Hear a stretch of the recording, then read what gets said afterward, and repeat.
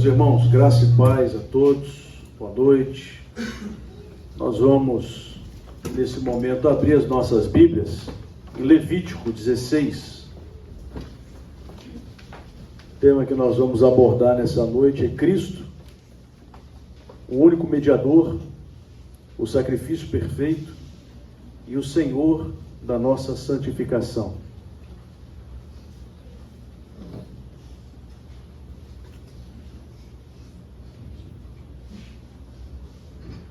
Os irmãos estão ouvindo bem? O som está bom? Levítico 16. Nós vamos ler alguns versos sortidos. 16 do capítulo, do versículo 3 ao versículo 5 e depois do versículo 24. Está sendo projetado aqui também. Pode projetar direto, tá? Já está em cima.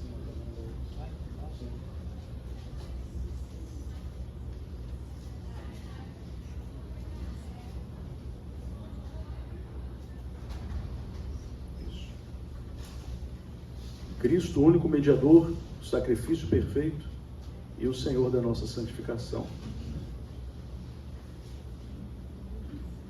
O texto bíblico nos diz assim, irmãos: com isto entrará Arão no santuário com o novilho para oferta pelo pecado e o carneiro para o holocausto.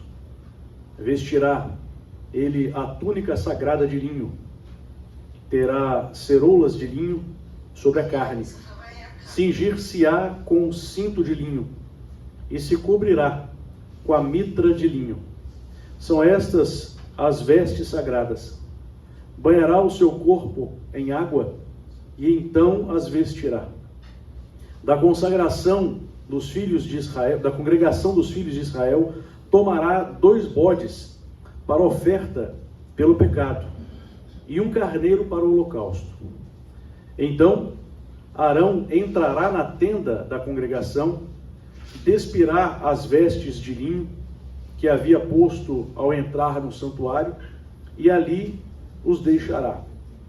Banhará o seu corpo em água no lugar santo, vestirá as suas vestes e, saindo, fará o seu holocausto e o holocausto do povo, e fará expiação por si e pelo povo. Vamos fechar os nossos olhos nesse momento e vamos orar ao nosso Deus para que possa nos conduzir na transmissão e meditação da palavra. Eterno Deus, soberano Pai, estamos diante de Ti, Senhor, nesse momento, e reconhecemos que somos pequenos, pobres e necessitados, diante de um texto bíblico histórico tão maravilhoso e cheio de detalhes, ritualísticas, palavras que falam até hoje ao nosso coração e que apontam para Cristo. Oramos, ó Deus, fala por nós. Nós oramos, ilumina nossa mente, aquece os nossos corações, para que possamos compreender e aplicar estas verdades tão maravilhosas da Tua Santa Palavra. Oramos assim, ajuda-nos em nome de Jesus. Amém. Irmãos, o texto vai nos levar ao dia da expiação, o dia mais solene para o povo de Israel. Apenas uma vez ao ano, o sumo sacerdote, responsável por toda a tribo de Levi, ele iria entrar em um local chamado Santo dos Santos. Apenas uma vez. Não era um dia comum para o povo de Israel. Não era um dia festivo também. Era um dia de temor, um dia de silêncio e um dia de confissão de pecados. Essa era a única festa, ou o único momento em que Israel se ajuntava com temor no coração. Todas as outras festas que Deus havia orientado o povo de Israel a realizar eram festas alegres, eram festas de louvor, de cântico, de júbilo enorme em meio ao povo. Mas esse momento aqui não. Esse momento era um momento único no ano e um momento de grande temor, silêncio e reflexão.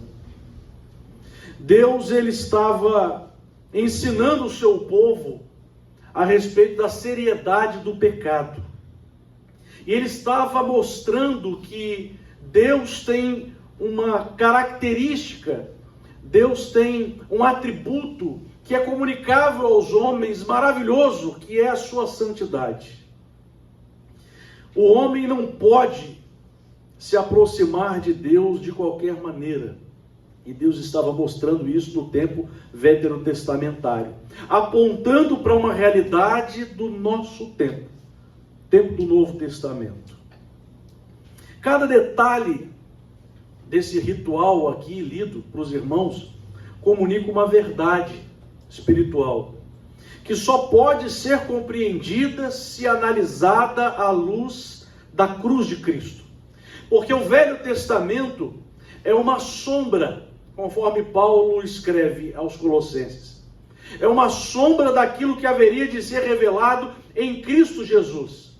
São rituais, são liturgias, são tipologias, metáforas que apontam para uma realidade em Cristo Jesus.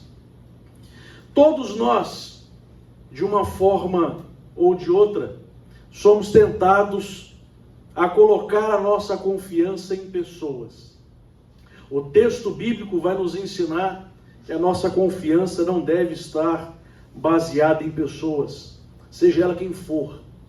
Um líder espiritual, um pastor, alguém que se auto-intitula profeta, apóstolo, bispo e tantos nomes da nossa geração.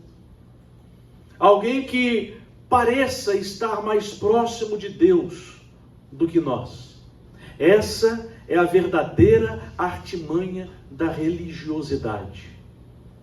Levantar um homem que tenha aparência de piedade, que tenha um rosto como alguém que jejua e que está muito próximo de Deus, que fala bonito, e as pessoas, a grande massa, ludibriada com isso, entendem que essa pessoa está próxima de Deus e por isso deve ouvir essa pessoa. E por isso devem confiar nessa pessoa plenamente e cegamente. Devem colocar diante dessa pessoa a sua perspectiva e o seu coração. Logo no início do dia da expiação, Deus deixa completamente claro: nenhum homem pode ocupar o lugar de mediador. Nenhum homem. Nenhum homem pode se colocar entre você e Deus. Porque homem, seja quem for, é pecador, indigno e transgressor da lei de Deus. Antes de Arão cuidar do pecado do povo, e era o sumo sacerdote, era o homem mais elevado na religiosidade judaica, ele deveria expiar o seu próprio pecado, mostrando que o homem, de fato, ele é pecador e precisa, então, desesperadamente de um Salvador. Isso nos conduz a uma pergunta clara: em quem você tem confiado a sua alma? Em quem você tem depositado a sua esperança? Como você pensa a respeito do porvir? Se você tem depositado a sua esperança em um pastor, sinto lhe dizer que você está extremamente equivocado. Se você tem depositado a sua esperança, a sua confiança de uma vida eterna em uma religião, em uma placa, em um nome, em um CNPJ, você está redondamente enganado. Nós devemos depositar a nossa fé, a nossa esperança em Deus e não em homens. Isso é a contramão do que a grande massa das religiões pregam nos nossos dias. Porque eles querem aprisionar as pessoas dentro de um cabresto denominacional. Mas a palavra de Deus é muito clara em relação a isso. Ela nos liberta, nos faz enxergar quem o homem de fato é e quem Deus é. Não existe homem que mereça adoração. Não existe homem que mereça reverência santa e divina. Existe apenas um que é digno de toda honra, de toda glória e de todo louvor, apontado na figura de Jesus Cristo, o nosso Senhor. Por isso, não importa se é pastor, não importa se é líder, não importa se tem título de apóstolo, bispo ou o que for, importa que nós venhamos diminuir, irmãos, e que Cristo, Deus, venha crescer na nossa vida. Se os irmãos observarem o texto, eu acredito que a grande maioria não conseguiu separar ou dividir em 3 etapas esse texto, mas eu vou dividir para facilitar para os irmãos a compreensão. Esse texto fala de 3 momentos. O primeiro momento era o novilho, que confronta a falência da mediação humana. O que acontecia naquela época diante daquela ritualística? Deus orientou o povo judeu a pegar um novilho. O sacerdote, o sumo sacerdote, ele deveria, antes de oferecer sacrifício pelo perdão dos pecados do povo, ele deveria pegar um novilho. E ele pegava aquele novilho e ele oferecia aquele novilho em sacrifício a Deus. Todo ano ele fazia a mesma ritualística. Pegava aquele novilho, colocava o novilho no altar, imolava o novilho, matava o novilho, pegava o sangue daquele novilho e passava sobre ele. Aspergia aquele sangue, como uma linguagem de figura, uma tipologia, mostrando que o sangue deveria ser derramado para a remissão dos pecados. O primeiro animal sacrificado não era para o povo. O primeiro animal sacrificado era para o sacerdote. Arão não entra no santuário como alguém puro, como o santo dos santos, ou hoje na nossa terminologia, como o ungido do Senhor, como as pessoas dizem e pregam. Olha, não toqueis no ungido do Senhor, hein? Não fale mal de pastor. Olha, ele é ungido de Deus. Deixa que Deus vai tratar com ele. Não é assim na nossa geração? Aqui no texto bíblico mostra o sumo sacerdote, aquele que estava na posição mais elevada da religião daquela época, era pecador. Era pecador diante de um Deus poderoso. Ele então entra carregando culpa. Ele precisa de expiação, ele precisa de santificação, ele precisa de perdão. Isso significa que não existe homem santo o suficiente para nos representar diante de Deus. Então isso precisa ser quebrado da nossa mente. Esse paradigma precisa ser destruído. Você, meu irmão, você, minha irmã, não precisa de um homem para ser mediador entre você e Deus. Você pode diretamente dobrar os seus joelhos, orar ao Senhor, e o teu Pai que te vê em secreto te recompensará e te abençoará. Esse era o significado do ritual.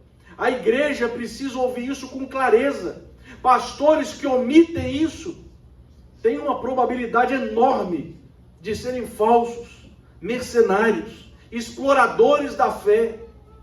Quando a gente observa essa verdade, e quando essa verdade é dita com clareza para a igreja, o homem que está na maior posição diante da religião, ele se autodestrói, ele retira a vaidade de si, ele retira a luz de cima de si, e coloca a luz no devido lugar, Cristo, o nosso Senhor e o nosso Salvador.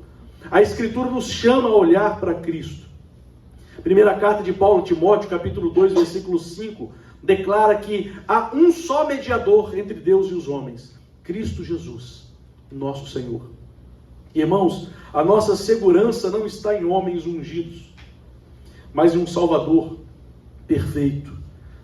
Confiem em Cristo, orem a Ele e apeguem-se tão somente a Ele. Esse era o primeiro ensino do dia da expiação. A fé do povo, a confiança do povo não deve estar depositada em homem, mas sim a Deus. O segundo ponto eram os 2 bodes. eles anunciam a obra completa da cruz de Cristo, a cruz do Calvário. Agora o texto ele vai apresentar 2 bodes e uma única oferta em remissão dos pecados do povo. Essa era a ritualística. Eles pegavam 2 bodes e um bode ia morrer e outro bode ia ficar vivo. O que isso significava? Primeiro, um bode deveria passar pela navalha. Um bode deveria ser sacrificado. Sem derramamento de sangue, não há remissão de pecados, diz a palavra. O homem é transgressor da lei de Deus. E o que o homem merece diante de um Deus santo é o juízo, é a pena. E a palavra de Deus nos ensina que o salário do pecado é a morte. É a morte. Deus não tem comunhão com um povo, ou com um homem, ou com uma nação que esteja em pecado, que sejam transgressores da lei de Deus. Então não tem como um homem imperfeito se aproximar de um Deus perfeito. Todos nós erramos, todos nós pecamos, todos nós tropeçamos. E como posso eu então me aproximar diante de um Deus santo? Não é de qualquer forma. Não é com misticismo, não é confiando em mim, não é confiando nas minhas obras, não é achando que eu sou uma pessoa boa e que eu mereço ser aceito por Deus. Não é dessa forma. A Bíblia nos mostra isso. Todos nós erramos e somos transgressores da lei de Deus. Quem não erra, quem não peca, quem não tem pensamentos impuros, quem não tropeça e cai na lama do pecado, todos nós, inclusive aquele que está pregando. É homem como todos nós que estamos aqui. Então como posso eu me aproximar de Deus? Como posso eu ter comunhão com Deus? É necessário que eu receba juízo de Deus. Isso é justo. É justiça. Deus deve exercer sobre um pecador que eu sou o juízo da morte. Eu mereço a condenação. E exatamente aqui que aponta para a remissão dos nossos pecados em Cristo Jesus. Cristo nos substitui. Aquele que deveria receber a ira e o juízo de Deus, eu e você, somos colocados de lado. E Cristo, o Deus santo, santo, santo, vem ao mundo, se faz carne e osso, pega a sua e a minha transgressão, a cédula que era contrária à nossa vida, todos os nossos pecados, de forma atemporal, passado, presente e futuro, e crava na cruz do Calvário e morre no meu e no seu lugar. Eu deveria receber a morte, eu deveria receber a punição, mas Cristo recebeu no meu lugar. Aquele primeiro bode que recebe a ira e a justiça naquele momento pela remissão dos pecados aponta para Cristo. Eu deveria receber, mas Cristo recebeu no meu lugar. Você deveria receber, mas você recebeu o perdão de Deus ao invés da condenação. E isso deve encher o nosso coração de alegria, de júbilo e de gratidão. Um bode apontava para a cruz do Calvário como aquele que iria morrer e ser imolado pelos nossos pecados. E o outro bode, o sacerdote, chegava sobre ele e começava a confessar o pecado do povo. Ele colocava as mãos sobre a cabeça daquele bode e começava a falar o pecado de todo mundo. O pecado de Vitória, o pecado de Júnior, cada pecado. Ele começava a falar e como se ele estivesse transferindo o pecado da vida daquela pessoa para aquele bode. Essa era a ritualística. E ele começava a orar, começava a pegar cada pecado confessado e começava a lançar sobre aquele bode. Depois aquele bode era retirado do arraial de Israel e lançado ao deserto para morrer. Esse bode então ele se distanciava do arraial e morria.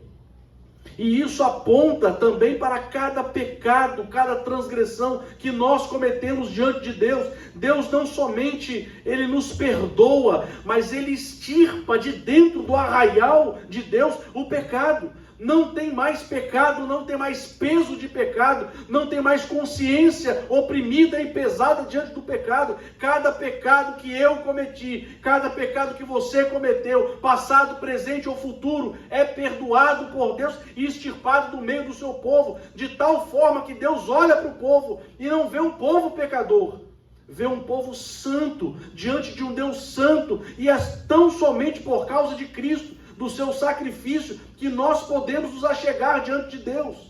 Ele retira do seu povo cada um dos nossos pecados, e agora sim eu oro a Deus, agora sim eu me aproximo de Deus, e Deus ouve a minha oração, e não mais exerce juízo sobre mim, mas exerce misericórdia, amor, perdão, longanimidade. Por que que eu oro e Deus me responde? Porque Cristo morreu no seu lugar. Por que que eu passo por dificuldades e eu sinto a mão de Deus tocando em mim e me ajudando? Porque Cristo morreu no seu lugar. Porque eu sou mais do que vencedor, porque eu sou forte, porque eu confio em mim. Não, porque Cristo morreu no seu e no meu lugar. Toda honra, todo louvor é a Cristo Jesus, nosso Senhor. Na cruz, Jesus satisfez a justiça de Deus e purificou o seu povo de uma vez por todas. Por isso a palavra nos diz que não há mais condenação para aqueles que estão em Cristo Jesus. Meus irmãos, nós precisamos parar de viver como se o pecado do passado ainda estivesse sobre você. Tem muitas pessoas que passam por problemas psicológicos, por passados e por erros causados no passado, e a pessoa não consegue se libertar daquilo. Cristo morreu por ela, Cristo perdoou os pecados dela, mas o segundo bode ainda não foi eliminado. Você ainda não orou, você ainda não confessou, você ainda não tirou o pecado de si e colocou sobre Cristo. Coloque sobre Ele toda a vossa ansiedade, diz a palavra, toda. Coloca sobre Cristo os seus pecados, coloca sobre Cristo os seus erros, coloca sobre Cristo aquilo que você não consegue vencer. Coloca sobre Ele as suas limitações, as suas fraquezas, os desejos carnais, coloca tudo sobre Ele e solta o bode. Deixa ele sair do arraial e ir para bem longe de você. Você não foi só perdoado dos pecados, você foi liberto das amarras do pecado. Hoje você pode dizer não ao pecado e sim para Cristo, não porque você é forte, mas porque Ele venceu por cada um de nós. Esse é o entendimento do segundo bode. Coloca diante de Deus, confesse os seus pecados e liberte-se disso. Entenda de uma vez por todas que todos os seus pecados caem no mar do esquecimento diante de Deus. Agora, viva uma vida livre. Livre para quê? Para voltar ao pecado, para voltar a mergulhar na lama? Não. Livre para servir a Deus de todo o coração. Livre para testemunhar daquilo que Deus fez na sua vida. Livre para brilhar e iluminar outras pessoas que estão ao seu redor e falar a respeito desse Deus maravilhoso que veio ao mundo, morreu, nos perdoou e nos libertou de cada um dos nossos pecados. E o terceiro momento era o holocausto, que nos chama a uma vida de santificação. Agora é a prática de tudo isso que nós falamos aqui. Depois da expiação, o texto fala do holocausto. Havia então um cordeiro, e esse cordeiro era colocado no altar e era consumido completamente pelo fogo. Isso mostra que o sacrifício de Cristo, ele é pleno, ele é total, ele não atinge só uma área da nossa vida, mas todas as faculdades do homem, mente, espírito, sentimentos, a psique do homem, em todos os sentidos. Cristo pode consumir, Cristo pode destruir, Cristo pode extirpar cada pensamento pecaminoso ou cada ação que nós não conseguimos vencer pela nossa força. Isso nos ensina que a graça não termina no perdão, ela nos chama à entrega. Eu preciso entregar a Deus a minha vida. Eu preciso entregar a Deus o meu coração. Eu preciso entregar a Deus os meus pensamentos. Cristo fez por mim? Sim, mas você tem responsabilidade. Você precisa queimar o cordeiro no altar. Você precisa colocar diante de Deus a sua vida, a sua família, aquilo que você vê no computador, na internet, em todos os âmbitos da sua vida, você precisa colocar diante de Deus. Romanos capítulo 12, versículo 1, nos exorta a apresentar o nosso corpo como um sacrifício vivo diante de Deus. Nós precisamos apresentar o nosso corpo, a nossa vida diante de Deus como sacrifício, apontando para o Velho Testamento uma realidade do Novo Testamento. Nós somos o sacrifício vivo de Deus. É necessário então que você possa colocar todas as áreas da sua vida diante do Senhor. Isso, irmãos, nos mostra que nós precisamos mortificar o pecado diante de Deus. Mortificando o pecado porque já somos aceitos. Não mortificamos o pecado para sermos aceitos diante de Deus, mas mortificamos o pecado porque já somos aceitos diante de Deus. Jesus, ele venceu o pecado na cruz. E agora somos chamados a viver essa vitória do corpo, na mente e no nosso espírito. Santificação é a palavra. Não é um esforço para pagar a dívida. É a resposta do amor à obra consumada de Cristo.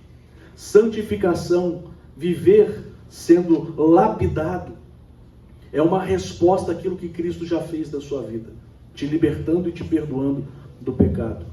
Hoje, Deus nos chama a esses 3 alicerces e atitudes claras.